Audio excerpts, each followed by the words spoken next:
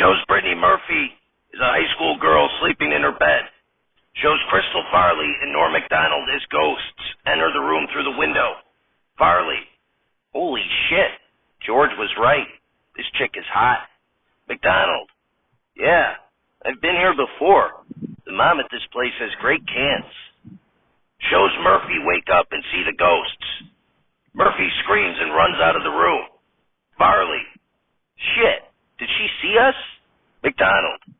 Sure seemed like it. Anyway, let's go check out the mom. Cuts to the parents' bedroom where Phil Hartman and Jan Hooks are sleeping. Murphy enters the room and says, Mom, Dad, wake up.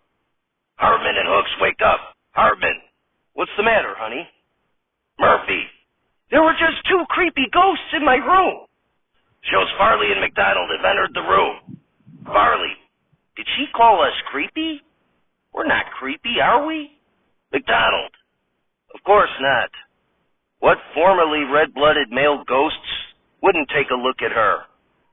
Did you see the mom? Farley, just like you said, great cans. Hooks notices Farley and MacDonald in the corner and screams, Let's get out of here!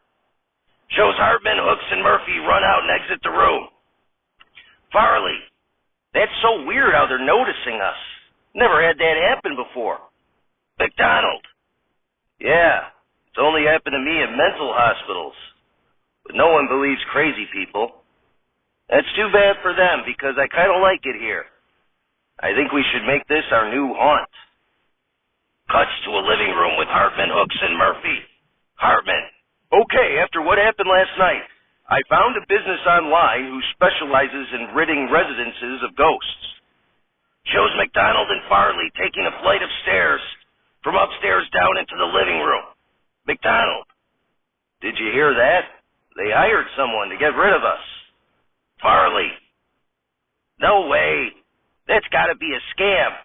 How could they get rid of us? Hartman notices them coming down the stairs and yells, Holy shit! Come on, everybody, out of the house! Hartman, Hooks, and Murphy run out of the living room through the front door. Farley, oh, come on, maybe we can get to know each other. Cuts to Radner answering the phone. Hello, Ghoster. I guess per court order we're now the Ghoul Busters. How can I help you? Cuts to Hartman on the other line, standing on his front lawn. Hello, this is Jim James. I called you this morning about the ghosts on Deciduous Terrace. When is your crew arriving? Cuts back to Radner. There was a poltergeist on 11th Street exposing himself that they got tied up with. They should be there any minute. Cuts to the front lawn where Hartman, Hooks, and Murphy are standing. They see a white 1970 station wagon drag its way to their front curb where it sounds like the engine dies. As all floor doors open, several beer cans fall out and roll around on the street. John Belushi, Harold Ramis, Peter Aykroyd, and Richard Pryor all exit the vehicle, and all appear intoxicated. Cuts to MacDonald and Farley looking out the front window. MacDonald. Well, there they are. It's really them. The Ghoul Busters. Looks like we really got our work cut out for us if we want to stay here. Shows Farley has disappeared and is nowhere to be seen.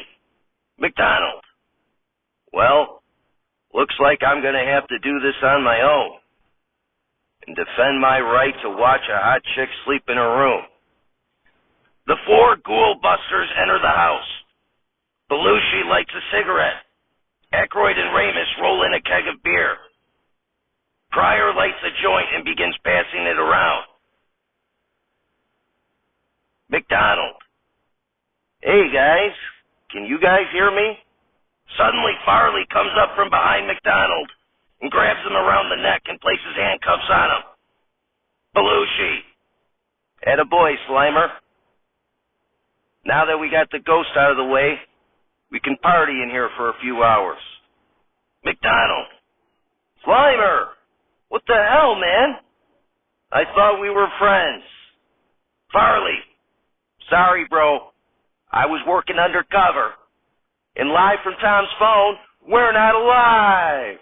It's Saturday Night Live, starring an ever-evolving cast that is unionized and refuses to allow their names to be mentioned until their demands are met. Musical guest, Joe Cocker, and your host, Alexander Hamilton. Ladies and gentlemen, Alexander Hamilton. Applause, applause, applause. Hamilton. Thank you. First of all, I would like to give my respects to Senator Orrin Hatch, who served as a United States Senator for 42 years, making him the longest-running Republican United States Senator in history. Rest in peace, Senator Hatch. Applause, applause, applause. Hamilton.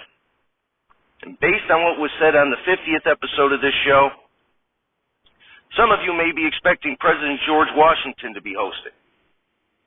There was no flip-flop on my or President Washington's part. It was the producer who decided to switch us.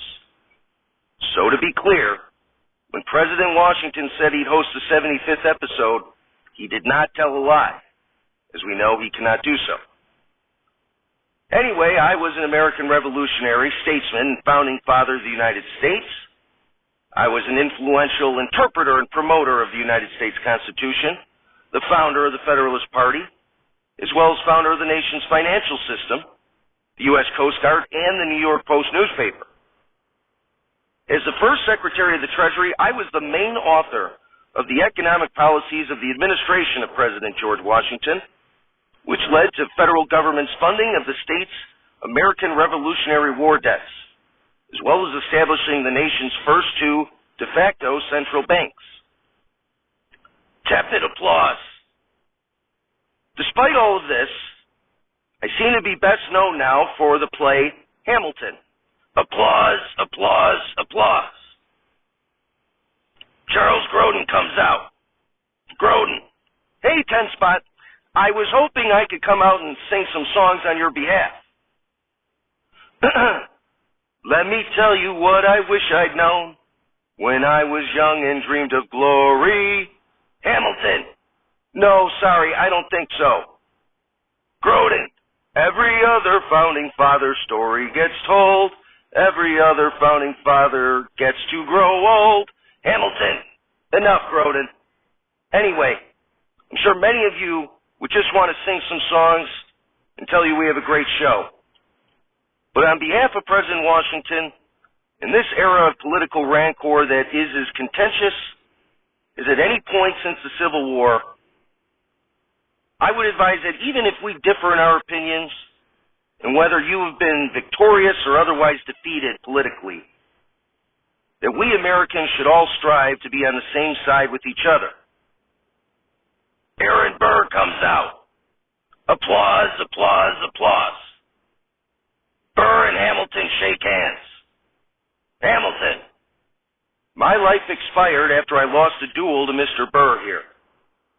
I died in my late 40s because Mr. Burr and I didn't get along politically. We still have disagreements from time to time over these hundreds of years, but nothing worth losing my life over. I regret letting a political rivalry lead to my early death.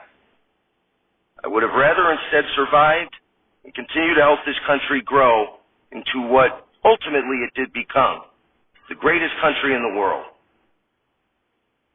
So I implore all Americans, whatever their political leanings, to remember that your political opponents are still your fellow countrymen, and that we are all stronger while surviving together than we are killing each other separately. We have a great show tonight. Joe Cocker is here. Hamilton puts his arm around Burr and says, so stick around as I get by with a little help from my friends.